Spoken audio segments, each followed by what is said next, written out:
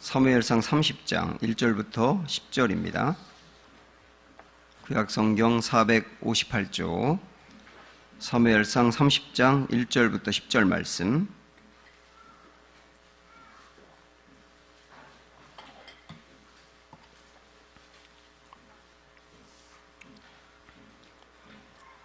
다윗과 그의 사람들이 사흘 만에 시글락에 이른 때에 아말렉 사람들이 이미 네겝과 시글락을 침노하였는데 그들이 시글락을 쳐서 불사르고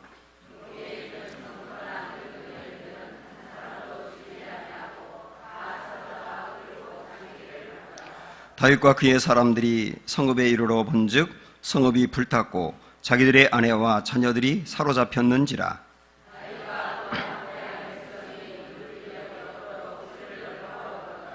다윗의 두 아내 이스라엘 여인 아힌왕과 갈멜 사람 나발의 아내였던 아비가일도 사로잡혔더라.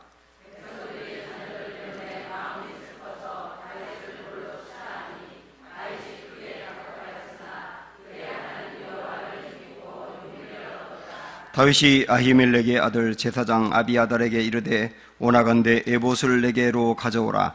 아비아달이 에봇을 다윗에게로 가져가매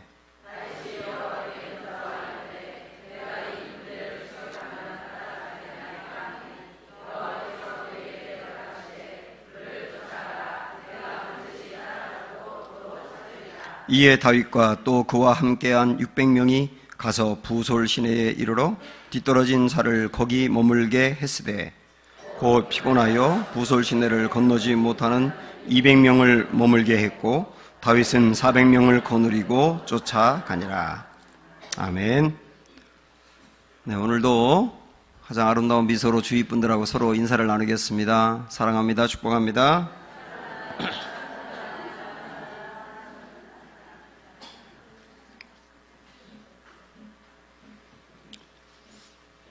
저희의 외숙부님이 계신데 전립선암 말기 판정을 받고 지금 호스피스 병원에 입원해 계십니다. 이미 하반신도 다 마비된 상태이고 병원에서도 살기는 좀 어렵다고 말하는 상태입니다.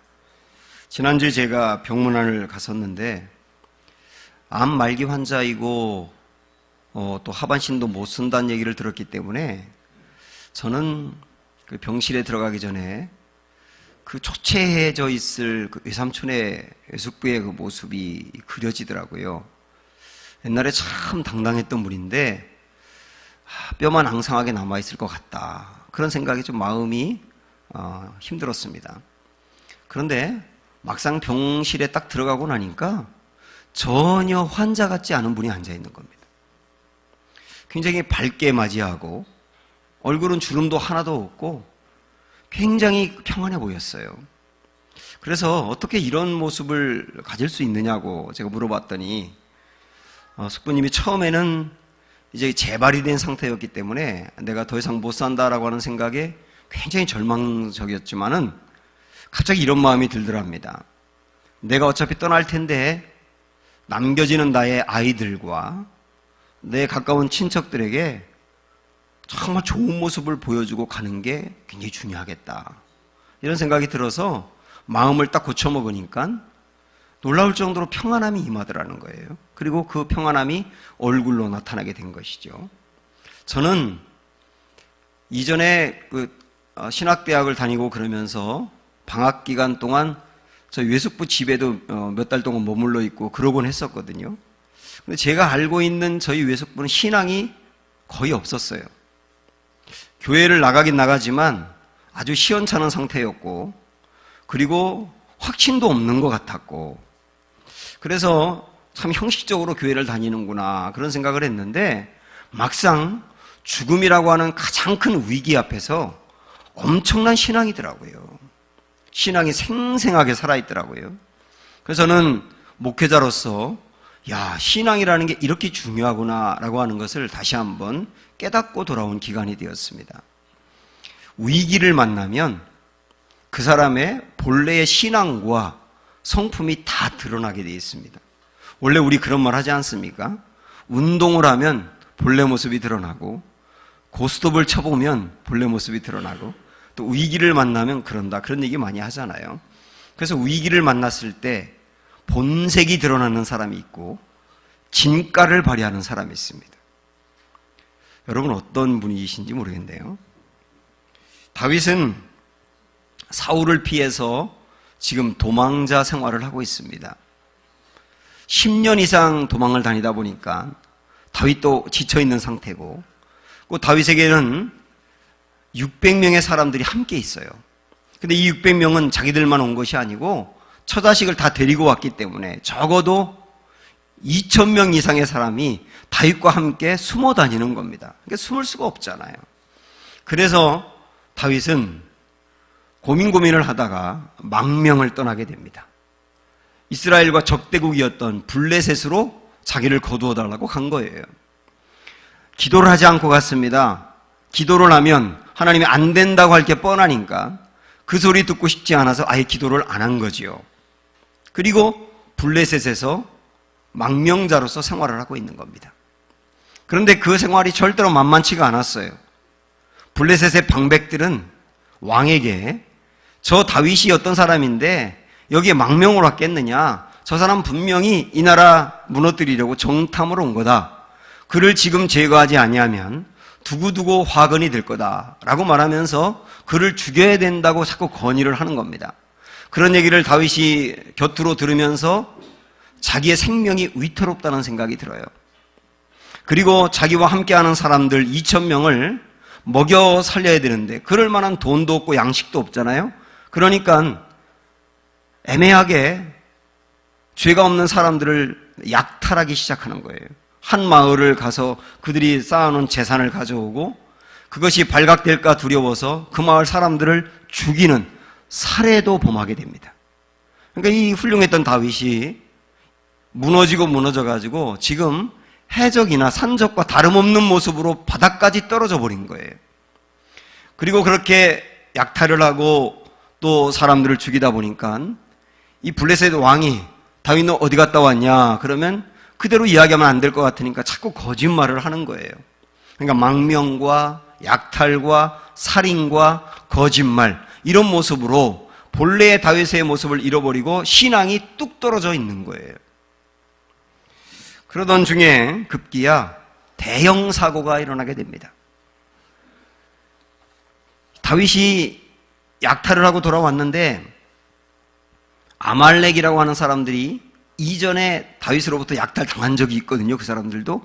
그러니까 보복하는 의미로 다윗의 그 가족들 그리고 신하들의 가족이 다 모여 살고 있는 시글락이라고 하는 곳에 와가지고 그 곳을 불사르고 처자식들을 사로잡아 간 거예요. 그러니까 다윗과 그의 일행들이 돌아왔을 때 그 참담한 모습을 보고 이들이 울 기력이 없도록 울었다라고 나옵니다. 한번 우리 그 말씀 볼까요? 자, 4절의 말씀을 봅니다. 네, 자, 보세요. 시작. 다윗과 그와 함께한 사람들이 울 기력이 없도록 소리를 높여 울었더라. 울 기력이 없도록 울었다라고 하는 말은 더 이상 울음이 나오지 않을 때까지 울었다는 거예요. 우리도 살아가다 보면 그럴 때가 있지 않습니까? 사랑하는 가족들을 먼저 보내기도 하고 어떤 일에 실패해서 앞길이 너무나 막막하여 나의 자녀들 문제 때문에 울 기력이 없을 정도로 우는 분들이 있어요. 아마 여러분 중에 과거에 그런 울음을 울었던 분이 있을 것이고 지금 그런 고통 중에 있는 분이 있을지도 모릅니다. 인생을 살다 보면 한두 번쯤은 울 기력이 없을 정도로 울 때가 있는 것 같아요. 지금 다윗과 함께한 사람들이 그렇습니다. 중요한 거는 울 기력이 없을 정도로 울고 난 그 다음에 어떻게 하느냐입니다. 600명의 사람들과 다윗은 확연히 다른 모습을 보여요. 먼저 600명의 사람들이 어떤 모습을 보이는지 읽어보세요. 시작. 다윗 백성들이 자녀들 때문에 마음이 슬퍼서 다윗을 돌로 치자 하니 다윗이 크게 다급하였으나. 여기까지만 봐도 되겠습니다. 이 사람들은 너무 슬퍼가지고 울고 난 다음에 다윗을 돌로 치자라고 말하는 겁니다. 여기에 이 600명의 사람들이 어떤 사람들이냐면 다윗에게 왔을 때 이들의 상태는 원통한 자, 그 다음에 빚진 자, 그리고 환난을 당한 자라고 말합니다. 성경에서. 이들은 큰 어려움을 당하고 피신해 온 사람, 큰 죄를 짓고 도망쳐 온 사람, 그 다음에 세상에서 소외된 사람, 그런 사람들을 다윗이 붙들고 거칠고 험한 사람들을 잘 다듬어가며 다독거려가며 여기까지 왔거든요. 그들에게 신앙을 집어넣었고 그들이 신앙이 점점 자라가지고 하나님을 믿게 된 거예요. 그러나 이렇게 신앙이 자라가던 이 사람들이 위기를 만났을 때 어떻게 됐느냐? 신앙이 초토화돼 버린 거예요. 그러니까 이 사람들은 위기가 신앙이 무너지는 계기가 된 겁니다. 그런 사람들이 지금도 굉장히 많아요. 600명의 사람들이 한꺼번에 그랬다는 걸 보면 요즘도 많은 사람들이 그렇다는 얘기예요. 평상시엔 괜찮습니다. 신앙이 잘 성장하는 것 같습니다. 근데 큰 위기를 만나게 되면 신앙이 우르르 무너지는 거예요. 초토화되는 거예요. 홍해를 만났을 때 이스라엘 백성들이 그랬거든요. 홍해를 만났을 때 그리고 좋아했던 그 사람들이 하나님을 원망하고 모세를 원망합니다. 조금 더 가서 마라를 만났을 때도 마실 물이 없는데 그나마 있는 물도 너무나 쓰니까 모세를 원망합니다. 하나님 원망합니다. 신앙이 바닥나 버렸습니다. 그런 사람들이 많다니까요. 여러분 어떠세요? 그런데 다윗은 말이죠. 이 600명의 사람들이 위기를 만났을 때 본색이 드러났는데 다윗은 위기를 만났을 때 진가를 발휘합니다. 5절 6절 말씀 보십시오. 시작. 다윗의 두 아내 이스라엘 여인 아히노함과 갈멜 사람 나발의 아내였던 아비가일도 사로잡혔더라. 가족들도 사로잡혔어요. 그 다음에 백성들이 자녀들 때문에 마음이 슬퍼서 다윗을 돌로 치자 하니 다윗이 크게 다급하였으나 그 다음에 그의 하나님 여호와를 힘입고 용기를 얻었더라. 다윗도 똑같이 울고 난 다음에 너무나 힘들고 어려워요. 가족들이 다 사라졌어요. 그런데 그 다음에 다윗은 어떻게 되느냐 하면 무너졌던 신앙이 회복이 되는 거예요. 그런 사람도 있습니다. 위기 가운데 오히려 신앙이 회복되는 계기로 삼는 사람이 있단 말이에요. 아까 제가 앞에서 말씀드린 것처럼 다윗은 지금까지 어떤 삶을 살아왔느냐면 망명, 약탈, 살인, 거짓말. 신앙이 거의 바닥 상태에 떨어져 있었는데 위기를 만나면서 바닥으로 떨어졌던 신앙이 도리어 회복되면서 뜨거워지는 거예요. 그리고 하나님 딱 붙들고 일어나는 거예요. 여러분 어떤 신앙이십니까? 이 600명의 사람들의 길과 다윗의 두 길을 우리가 비교를 해봤습니다. 다윗이 위기 속에서 신앙이 초토화된 게 아니고 오히려 진가를 발휘하면서 견고하게 일어설 수 있었던 이유는 뭐냐?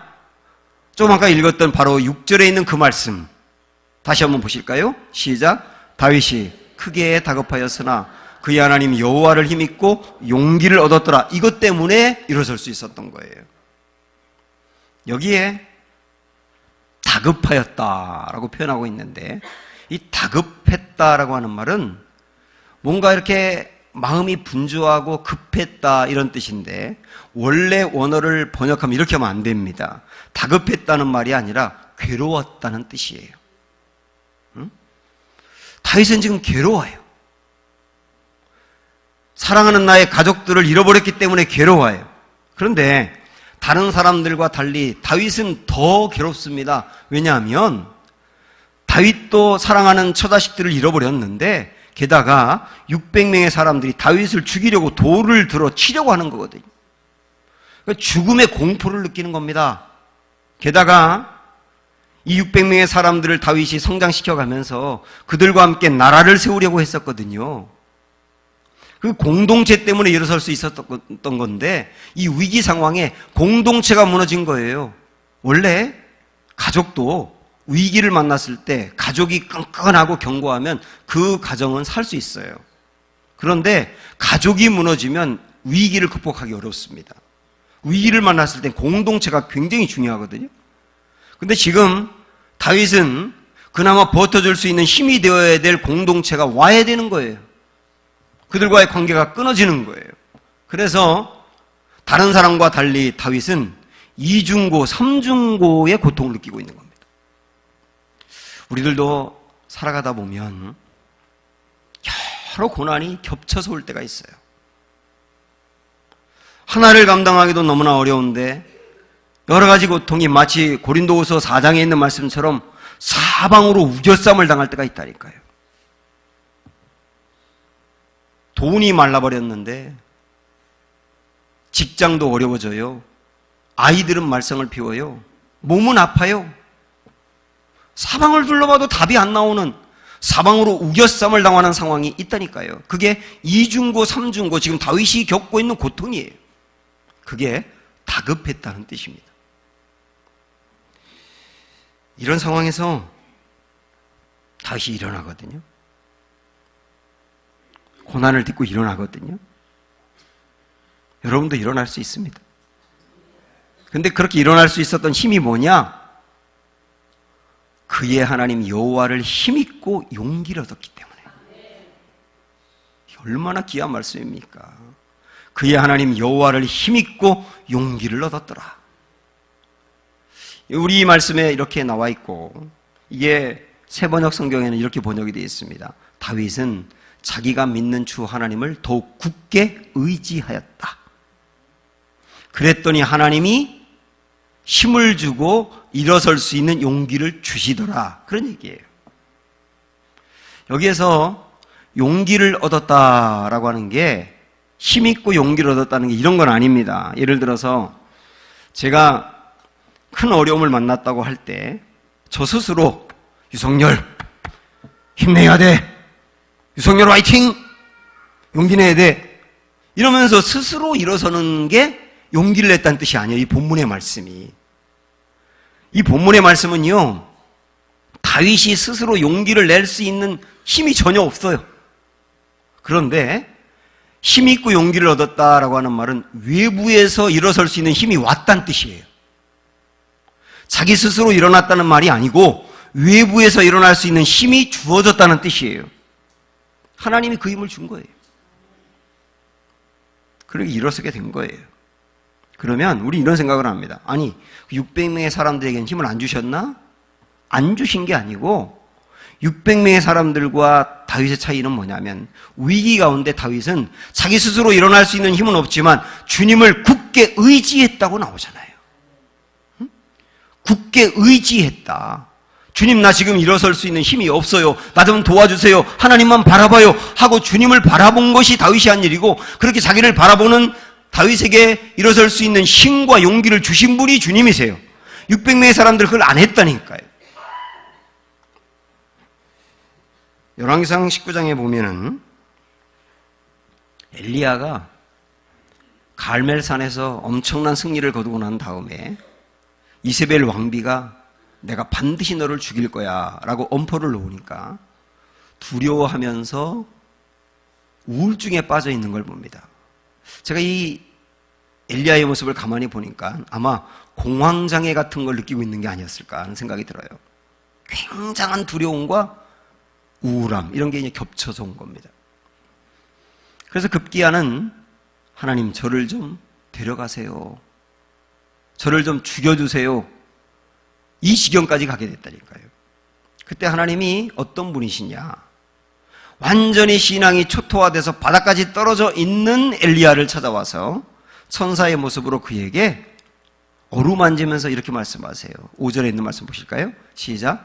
로뎀나무 아래에 누워 자더니 천사가 그를 어루만지며 그에게 이르되 일어나서 먹으라 하는지라. 이 어루만졌다라고 하는 말씀이 얼마나 따뜻하게 다가오는지 몰라요.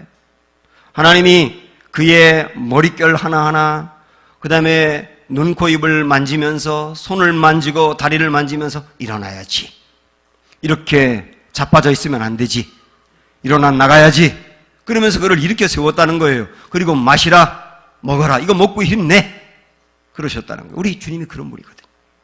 그런데 너무 힘들어 초토화되다 보니까 주님이 방문해서 그에게 힘을 주는데도 일어날 기력이 없는 거예요. 그러니까 하나님이 재차 방문하셔가지고 또다시 그를 어루만지면서 또 일으켜 세우다는. 그러고 나니까 급기야 엘리야가 일어섭니다. 자, 보세요. 8절 말씀 시작. 이에 일어나 먹고 마시고 그 음식물의 힘을 의지하여 40주 40야를 가서 하나님의 산 호렙에 이르니라. 이에 일어나. 이에 일어나. 무너졌던 그의 신앙이 다시 회복되고 그에게 힘이 생겨 다시 일어나 40주 40야를 달려갔다는 거예요. 우리 하나님이 그런 분이십니다. 신앙이 위기 때문에 무너져 있는 이들도 찾아와서 힘을 불어넣어 용기를 주어 일으켜 세워 달려가게 하시는 분이 바로 우리 하나님이세요. 나는 자꾸만 살고 싶다, 이런 책이 있습니다. 안효숙이라고 하는 분이 쓴 책인데, 이분은 청주에 살면서 의류 가게를 3개 정도 운영하면서 나름대로 아주 부유하게 살았어요.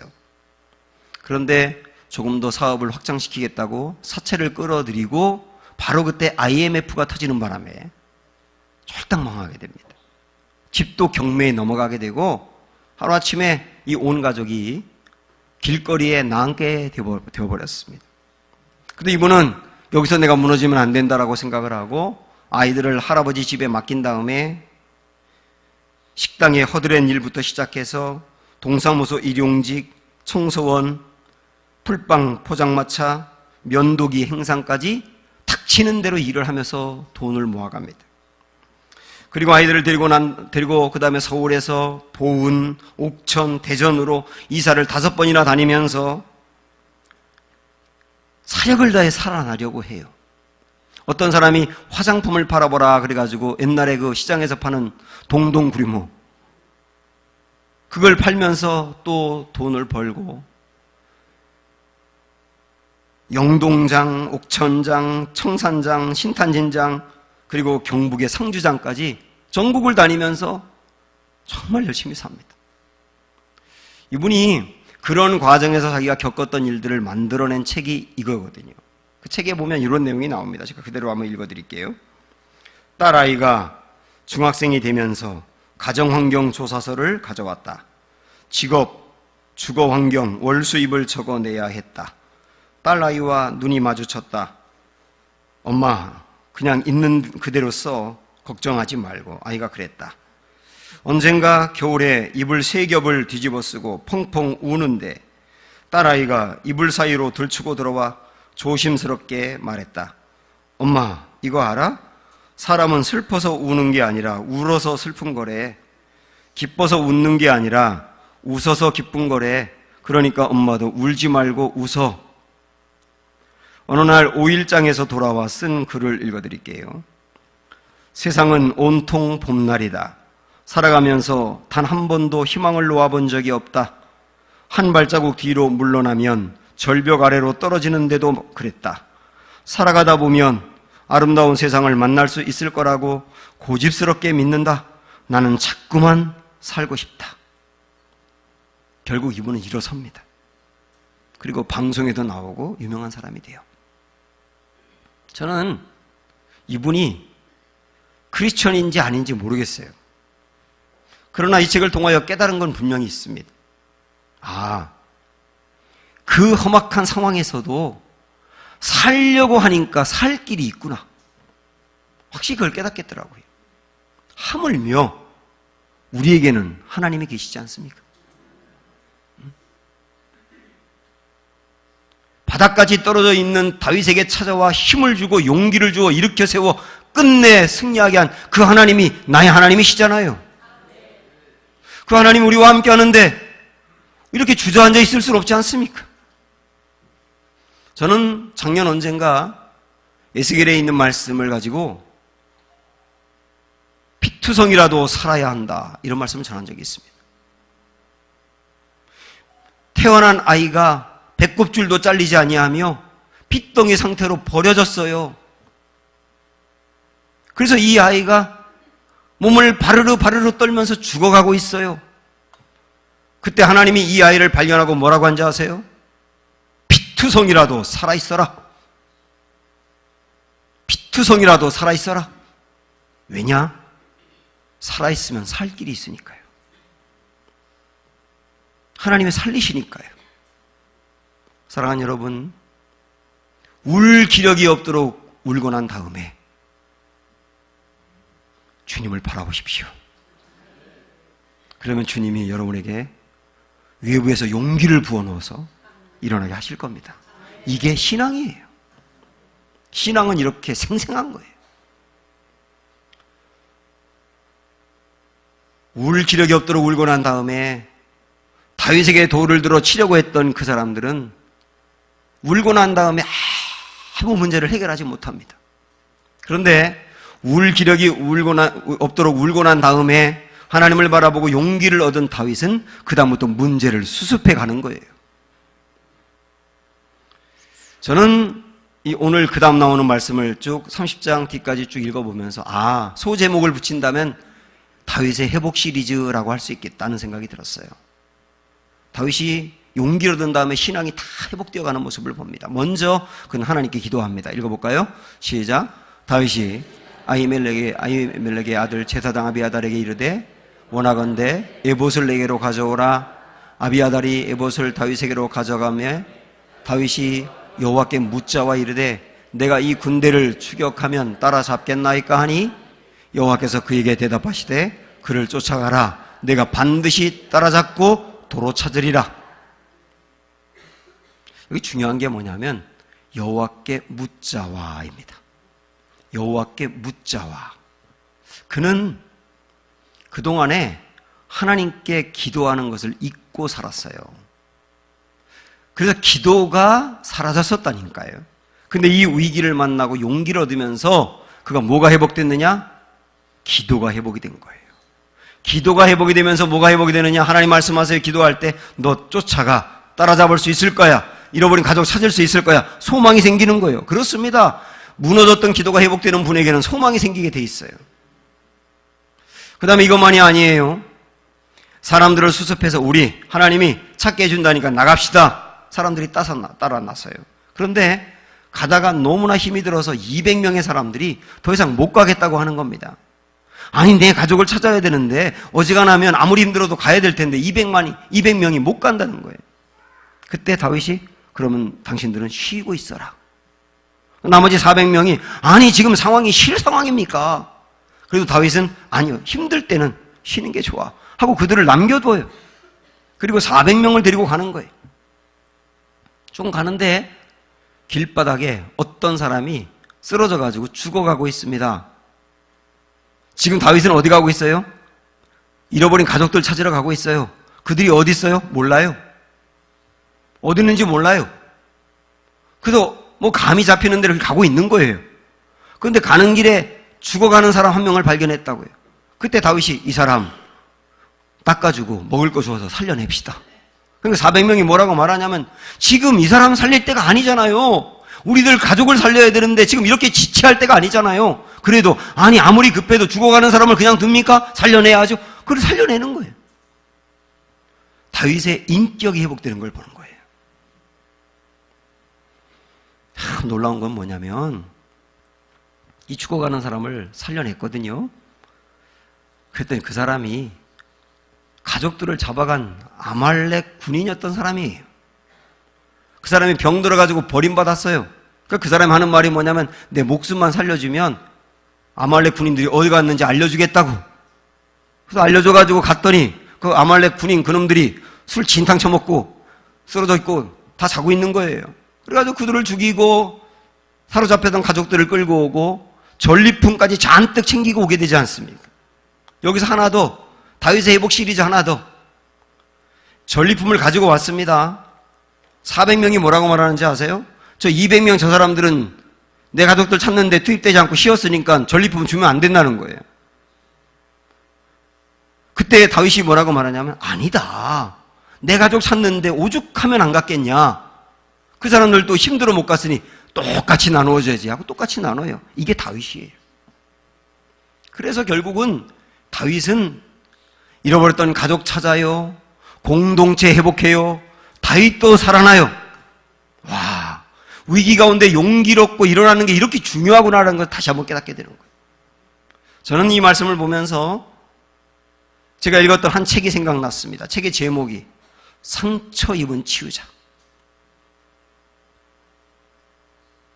상처 입은 치유자. 다윗도 상처가 많아요. 어쩌면 상처를 더 입었어요. 자기를 죽이려고 사람들이 했었으니까. 그런데 상처가 해결되지 않았지만은 다른 사람을 치유하는 데로 나갔어요. 그 사람이 누구예요? 상처 입은 치유자예요. 참 놀라운 건 뭔지 아세요? 내 상처가 해결되지 않았지만 치유하는 데로 나갔더니 결국 내 상처도 치유가 되더라는 겁니다. 이게 하나님 나라 원리예요.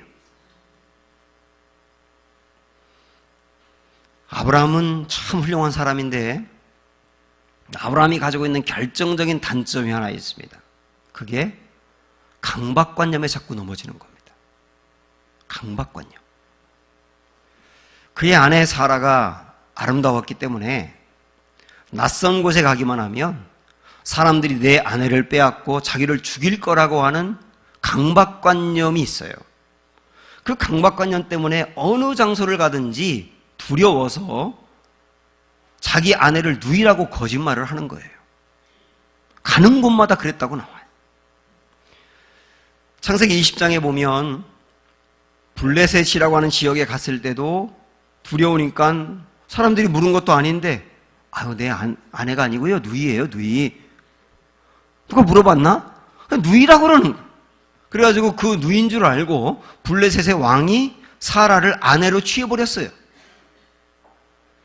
그러니까 이 아브라함은 자기 아내도 책임지지 못하는 아주 졸렬하고 부끄러운 남편에 불과합니다. 그리고 자기 아내를 빼앗겨 자기의 어떤 단점 때문에 상처를 많이 입은 사람이에요. 그런데 그날 밤에 하나님이 꿈속에서 아내를 빼앗은 그 블레셋의 왕에게 나타나서 이렇게 말씀하십니다. 전 이 말씀 때문에 그렇게 가슴이 뭉클하더라고요. 자, 읽어보세요. 시작. 이제 그 사람의 아내를 돌려보내라. 그는 선지자라. 그가 너를 위하여 기도하리니 내가 살려니와. 하나님이 블레셋 왕에게 아브라함을 뭐라고 소개하느냐면 선지자야. 그는 선지자야. 제가 속된 말을 할게요. 죄송합니다. 개뿔 선지자는 무슨 선지자입니까? 아내도 누이라고 거짓말하고 자기 하나 살겠다고 하는 그 사람이 무슨 선지자냐고요. 믿음도 없고 두려워 쩔쩔매고 있는 그가 무슨 선지자냐고요. 근데 하나님 말씀하세요. 그 사람 선지자야. 그러면서 그가 너를 위하여 기도해야 내가 죽지 않고 살 거야. 그 사람한테 기도해달라 해. 그래가지고 나중에 아브라함이 블레셋 왕을 위해서 기도함으로 블레셋 왕이 죽을 위기에서 살아났어요.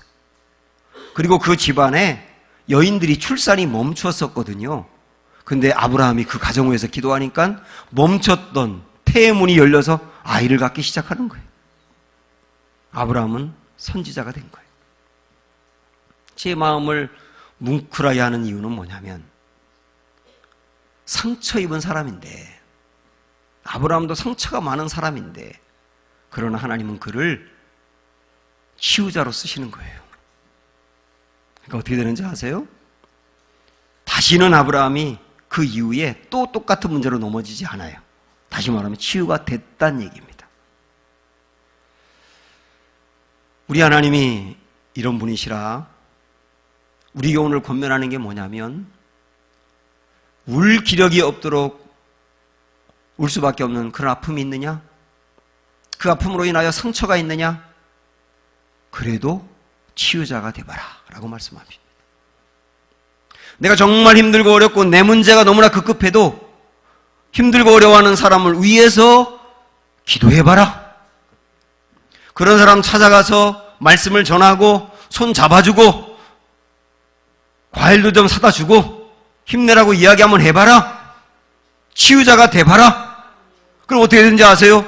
그를 치유하다 내가 치유된다는 거예요.